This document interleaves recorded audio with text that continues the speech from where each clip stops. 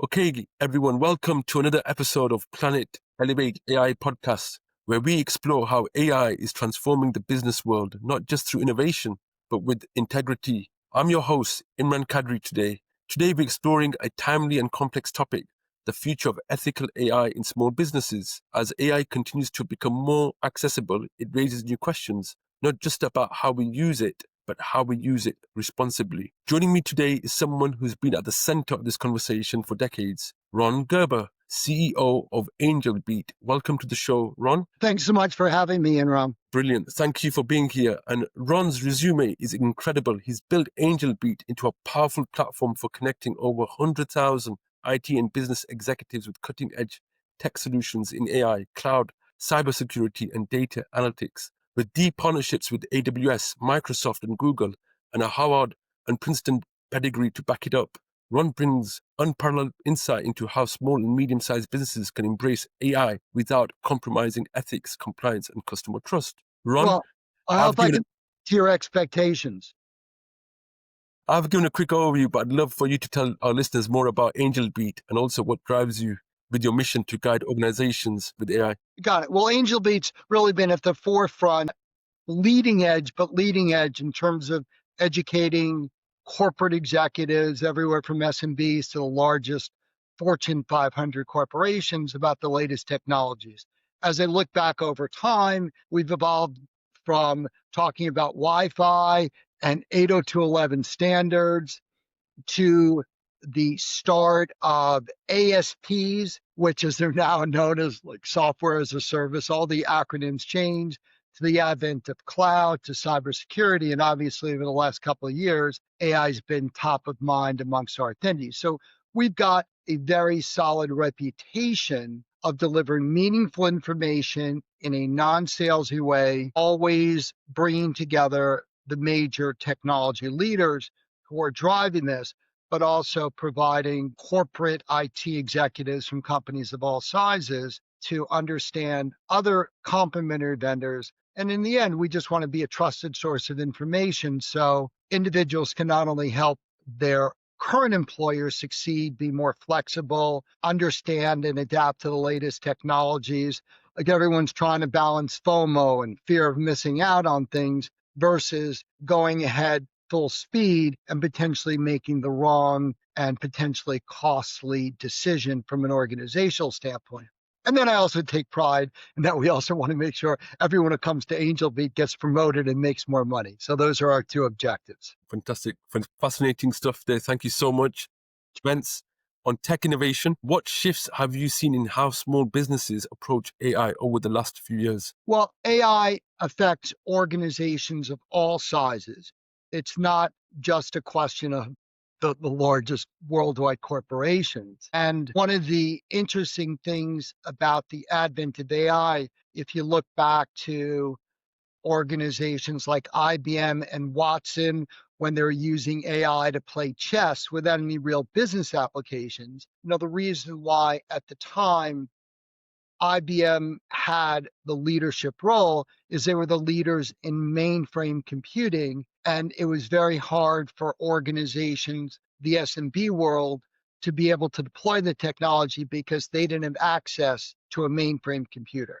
So the big thing that's evolved over time for the small and medium-sized businesses is, I guess you would call it, the democratization of AI availability. Now, anyone with a AWS account, Microsoft account, Google account, Oracle Cloud Infrastructure, OpenAI, Anthropic, all of them have access to the same tools, the same capabilities. If you're a small community bank with a couple of branches, you can literally do the same thing as Chase Manhattan, as Goldman Sachs, et cetera. So probably the biggest change with small companies is they're no longer at a technical resource disadvantage because you don't need to buy, let's say, a $20 million mainframe to run the most sophisticated AI programs. The other thing why AI is becoming more beneficial or widespread among smaller companies is if you devote a little bit of time, you don't need to be a sophisticated computer programmer. You don't need to have 10 years of C# or Python programming experience. what we're finding is that NLP, natural language processing, the English language, or for that matter, whatever language, Chinese, Spanish, French, I mean, there are all these algorithms translated, but in essence, the written or spoken word and typing in instructions on what you want the AI program to do is now readily available, so that user interface at API is now available to many more people with dramatically lower technical skills, almost no technical skills. I mean, in this day and age, everyone's reasonably technical. So I think the fact that the major hyperscalers, the major AI providers offer anyone with an internet connection access to mainframe computing capabilities on steroids has dramatically increased the usage of AI by small companies. When you combine that with the AI applications being accessible using common language NLP, that's another benefit for small businesses because VP of sales can do this. So those are the two big developments that's dramatically increasing AI deployments, even in very small and small. Fantastic. Really good insight there into the trends there. Fantastic.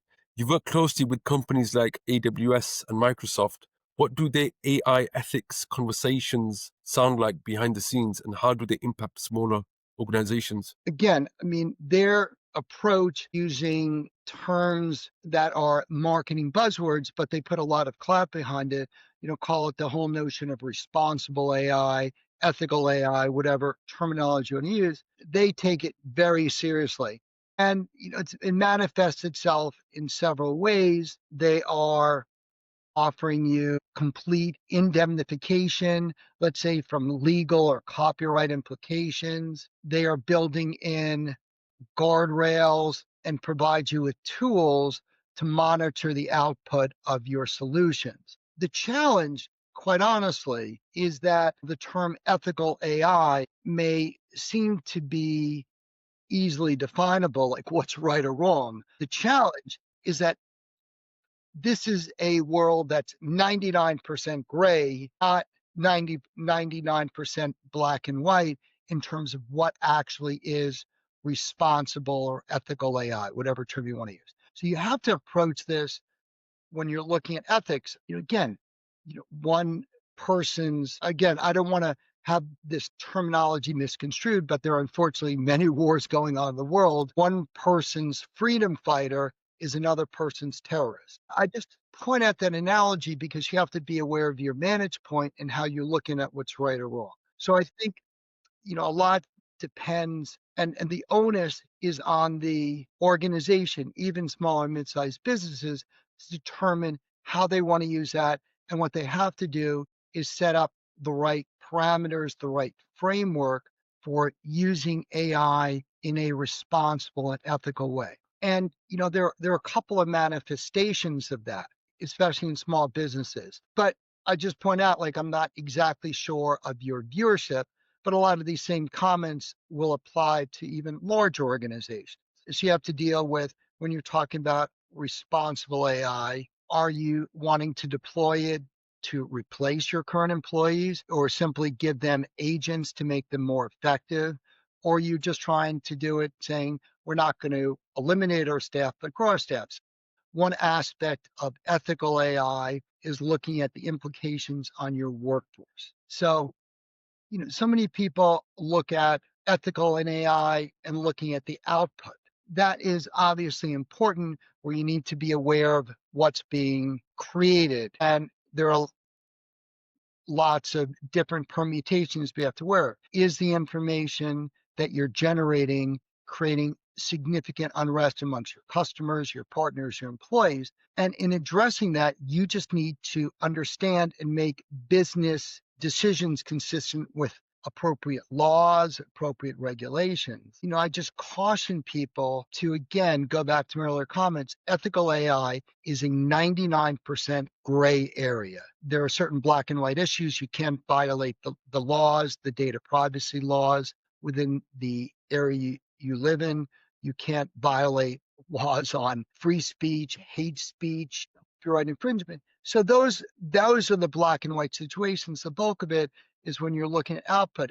Is it wrong to give your employees agents that might hinder future hires or might force a reduction in force? That's an ethical consideration where there is no right answer. It just boils down to each individual dealing with this. So I guess my concluding comment is to understand laws, regulations, and to carefully monitor the output of your AI systems to make sure you don't run afoul and create black and white, clearly ethically wrong, if not legally and morally wrong outputs. What you have to do, though, is again, monitor and be very aware how this affects your employees, your customers, et cetera, in deploying these solutions internally. And again, one big thing is, just from an HR standpoint, to be very aware of this. My personal situation is, if I'm the owner of a small business, you need to go all in terms of understanding and prototyping this and evaluating different solutions. That doesn't mean that you stop everything, but that you need to do more comprehensive testing to see what works. So I guess, that's where I come out on this whole notion of ethical AI. And if you look at what all the big players are doing, what they're making available is the right framework. They can work with you, or you can do yourself, to make sure that your information that is used to train a model is not distributed into the broader internet. For instance, there are certain companies that will actually block all the bots from scraping your site. Because remember, the AI models work largely because there are bots scraping your site, conceptually the same way that Google search or Bing search works so well, is that they scrape your site. So you have to be a little bit careful about how you structure it to protect your information. I don't really see ethical AI as being something that is easily understood and it feels good. I think you just need to go in and be very much aware of what's going on. And especially if you're a small business, when you're talking about deploying this, you want to do parallel proof of concepts when you're looking at whatever area it is of AI, before you go all in. Because on a related note, and this is more talking about with small business who might have fewer resources, you want to be careful about just saying, well, I'm just going to go into OpenAI. I'm not going to look at Anthropic or whatever the scenario is. You just need to be careful, because even as there are technologies emerge in things like model context protocol, that theoretically gives you the ability to switch between models. In real terms, it doesn't work that way. And so if you're a small business, it's not a sequential in series development where you're picking one path. The other thing I tell small companies is you want to be very careful and do simultaneous, in parallel proof of concepts before you go on, because the world of AI is a lot closer to PC versus Mac, where those worlds don't exist. AI is much more like the Mac world, where everything's like a walled garden, and what you do with OpenAI is different from Anthropic. What you do with AWS, it's like this. It's not like the PC world where everything's built in x86, and if you're going to use a Dell PC versus a Lenovo versus a Microsoft Surface, they're all pretty much the same. I mean, they will say their differences, but they're all pretty much interchangeable. Okay, fantastic. So let's talk a bit more about customer data ethics. How should small companies manage customer data responsibly when deploying AI for things like scoring, personalization, or campaign optimization? I don't think it's any different in using customer data in AI or search engine optimization or advertising campaigns or direct mail pieces. It's, I mean, there's really nothing different. You're still just using customer information to tailor-made your messaging. And you're going to do things like, well, here's a customer who hasn't bought in 2 years. I'm going to send them a different messaging. And here's a customer every month buys this product, and I'm going to do him an add-on marketing campaign with a new product offering that relates to what they're buying. All AI is doing is potentially automating that marketing process, making it a little bit smarter. But I don't really see it as any different. It's just another tool that you can use to make your marketing campaigns more effective and more efficient, because they can comb through information and help you in your campaigns, not only have it perform better, but also automatically generate the content that's more optimized. It's just, it's, if you go back, it's always, if you look 30 years, people bought mailing lists and then they wrote, different direct physical mail pieces, or they put print ads, they're sending different print ads. If you're, in your case, Imran, if you are in London, you got different print ads on a global publication like The Economist or FT. You're going to get different ads if they're sending the publication to you living in England versus me in the US. And then, then in the start of the internet, companies like DoubleClick or distributing, or Facebook distributing different ads based on cookies, based on the profile. And AI is simply consistent with that. And again, it boils down to, some of your opening question about ethical AI and the black and white scenarios. There are certain black and white issues where you have to protect people's personal information. You have to ensure you're setting up the appropriate guardrails to protect sensitive information so it doesn't get out there in the public realm. And that's black and white. But those guardrails are no different with the world today, not really different when using it for SEO, not really different that using it for online ad placements, not any different with direct mail pieces. It's just using that same mindset to be aware of it, but with new technology. Fascinating. Absolutely amazing. Thank you for that. And then similarly with vendor selection, Ron, with many businesses relying on third-party AI tools, what ethical red flags should they look for when choosing vendors or platforms? Well, the biggest thing that small businesses need to do is make sure that they retain control of their data, and that through unintended consequences, not structuring the data or not protecting the data with the appropriate guardrails, is making sure that the data gets into the public realm where they lose control. And so it boils down to the small business CEO, the person pulling together, to know exactly where the data is being used, how it's being protected. And, that's has to be put into some of your legal contracts as well. I think that the companies will, and especially the larger ones, will give it lip service and correct lip service. I'm not saying just lip service and ignore it. I mean, Microsoft, AWS, and Google have much more to lose in a data breach than an individual small business. The big thing to keep in mind is you need to know where your data is being used, how it's being used, and how you can make sure it never gets into the public realms. There's things such as how do you train your data so you can use AI on top of it. It's again somewhat analogous to even in small companies. How do you get rid of data silos? How do you use analytic tools to analyze your data? This is just the next evolution of that. You just need to own it and make sure you're protected and you've got a trusted party. You may have a small company who is working with you, has access to your systems. You have to monitor that. But again, you have to trust them.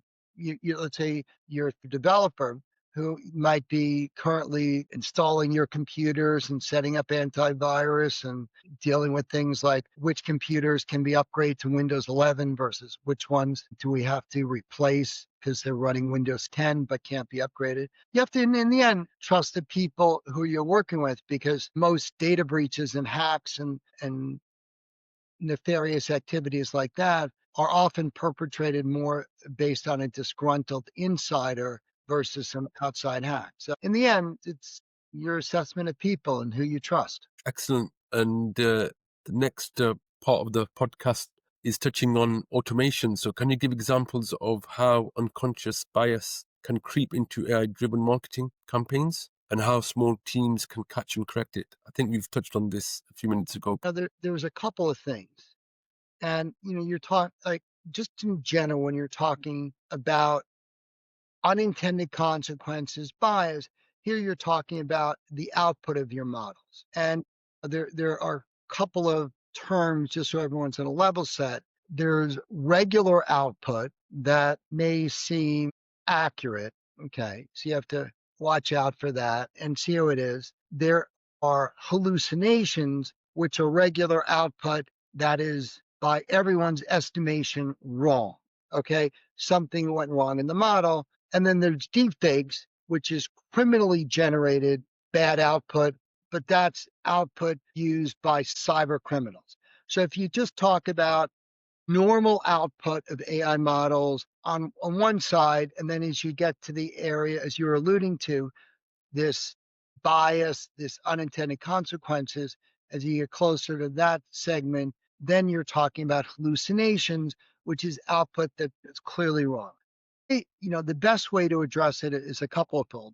Hey, you just have to constantly look at your output. I mean, all of these AI models evolve, they learn all those things. So the first thing you have to do is monitor your output, what it's generating. You may tell someone, like, create an ad or create a report, and you just really don't know what's going to happen. I mean, it's a little bit of a black box. So that's the first thing, is you can't use AI tools to analyze the output of other AI tools. You have to do it manually. The second thing you have to do is then put in the appropriate data training to guide how the model works, and also how you prompt the model to deliver output. And so there are things like prompt engineering, which is more, how do you go about asking questions? And again, asking questions using natural language processing. You're training the model and rating the output. There's also things like fine tuning the data and data labeling, which goes and takes a lot of time. So you can assign values to the data that goes into your AI model. And by modifying how that data is classified, you can change the output of your model. But in the end, it is looking at the output, rating the output, so the model knows this is bad or this is good. And there are various ways that each one of your AI platforms can do that. And you just have to monitor it and manually oversee this feedback loop, so your output gets better and better. It's, again, you don't have to make this overly complicated. You just have to look at your output and determine ways to change that output, be it in how you ask questions or how the actual systems works. That's where you need a trusted, as you get experienced, technology advisor to help guide how you can do things like fine tuning your data, labeling your data, training your data, so it works within the systems you're developing. That leads us on to nicely talking about speed with responsibility, Ron. So in a fast-paced marketing world, how can leaders balance the need for speed and automation with the need for thoughtful human oversight? I mean, the latter point, thoughtful human oversight, has to be there at all times. So if you want to make an analogy, people freaked out with DeepSeek and thinking, NVIDIA's done and we don't need all this computing power. And people thought, oh my God, I made, the wrong error in investing all this time. Or some people went full speed ahead with OpenAI. Even though prices come down, they look at what they're spending. Now they think, well, could I have done this differently? Should I have used a small language model that's cheaper, an open source model, versus proprietary large language models? But I train my people how to train them. So I tell people, you have to stay away from a little bit of the hype. You have to look at your business. You have to not freak out. For everyone who's got a fear of missing out, there's another person who's bankrupt his company because they went full blown ahead and thinking this is the latest and greatest thing since sliced bread, and it wasn't worthwhile. And it takes their eye off the ball from just supporting customers, whatever your business model is. So I think you have to pursue this aggressively, but the best way you can do it is, as I said, you should adopt parallel, redundant, duplicate models with a couple of the major platforms, so you get knowledge and you can see how it works. It's perfectly fine. You must do that. You must continually get human oversight, and then you make a decision that's hopefully the right one to ensure that there are no unintended consequences. The biggest way you're going to prevent that from happening is just with human oversight. And if you don't do that, and you just let it run on autopilot, that's where the dangers happen. Pleasure. How do people get hold of you? How do they find you online? They can, Ron Gerber at Angelbeat. You can go to angelbeat.com. Just be careful. When I started Angelbeat, there's something called Angelbeats with an S, which is a Japanese meme cartoon series. So you want to stay away from that. But if you just look up Angelbeat by itself, we're on hashtag on Twitter, Angelbeat, on Facebook, and YouTube. They don't have, if you just do a search on LinkedIn for Angelbeat, you'll come up with me. Pretty easy to get a hold of me that way, or angelbeat.com. Thank you for that. So Ron, this has been a fascinating and essential discussion. As AI continues to democratize across industries, it's clear that small businesses must not just focus on what AI can do, but what it should do. So thank you for sharing your wonderful insights and for continuing to build platforms like Angelbeat that empower ethical innovation at scale. Finally, thank you to all our listeners for joining us today on the Planet Elevate AI podcast. Be sure to subscribe, leave us a review, and share this episode with your network. Until next time, stay curious, stay ethical, and stay elevated.